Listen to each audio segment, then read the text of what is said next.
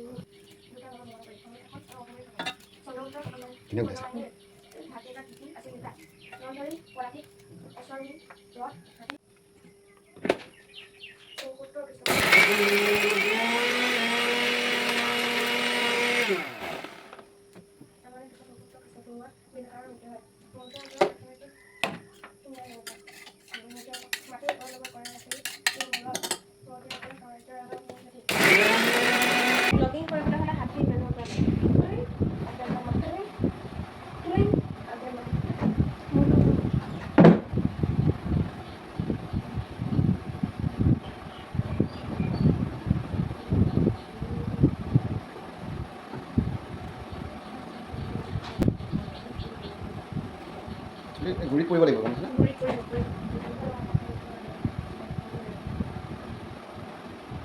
মচলাটো লগাম নে?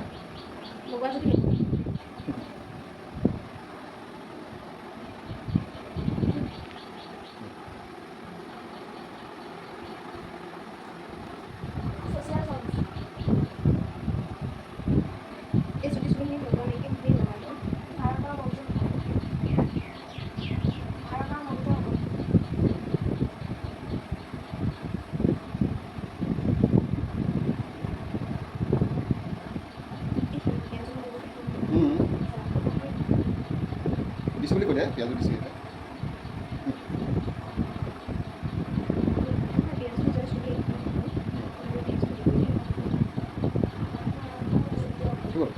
গুড়িত লাগিছে।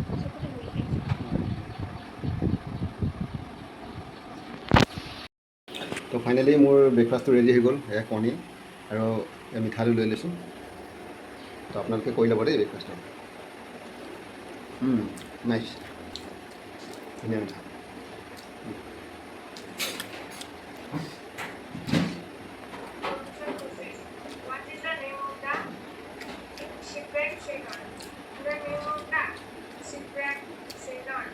আলুটো বৰ ধুনীয়া দেই, বৰ ধুনীয়া মিঠা।